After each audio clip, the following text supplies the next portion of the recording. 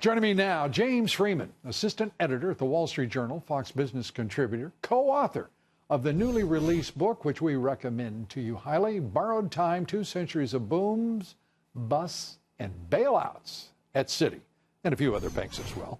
Good to have you here, James. Good to be here. Thanks, Lou. Let's start with this contretemps, if you would, between the president and the Fed. The president's saying that they basically are putting trying to put the country into a ditch by simultaneously, he didn't say it quite this way, but simultaneously winding down over $4 trillion on their balance sheet, and at the same time trying to save off the menace of inflation, which is running now, James, at what rate would you say?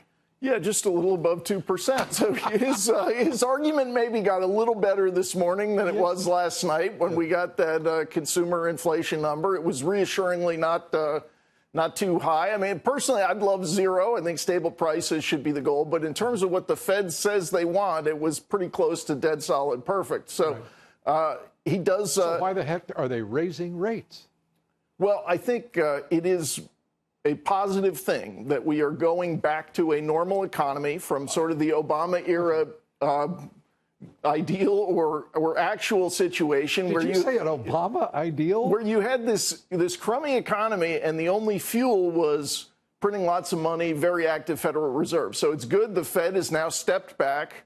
The real economy has been allowed to grow. This transition is working. I'm shocked that with this great affection suddenly for interest rate hikes, that the Wall Street Journal editorial page, if I may say, and other savants were not urging President Obama and before him, the man who created stimulus, why you guys weren't calling for higher interest rates in the midst of the Great Recession. Well, I think if you just like Roosevelt did. I think we have frequently, Lou, over the years, with administrations from both parties, we have criticized loose monetary policy. We criticized the early 2000s into the mid 2000s.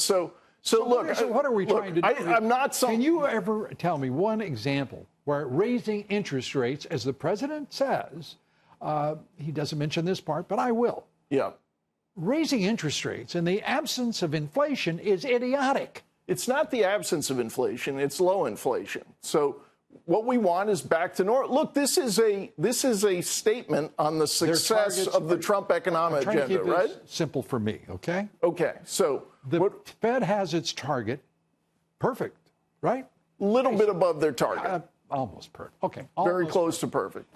Now, what should they do? Raise interest rates again? What they want is to keep stable prices, and what's encouraging them to keep raising. That's not stable prices, 2%. Inflation.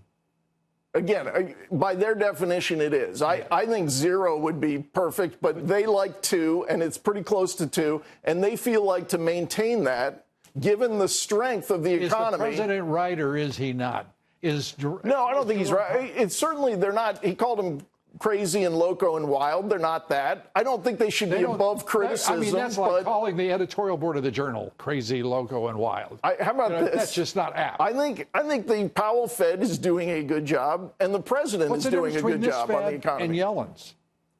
This Fed and Yellen? This Fed seems to be being forced to learn the lessons that the Yellen Fed learned at its beginning of her chairship. And that is, you don't raise rates for the hell of it.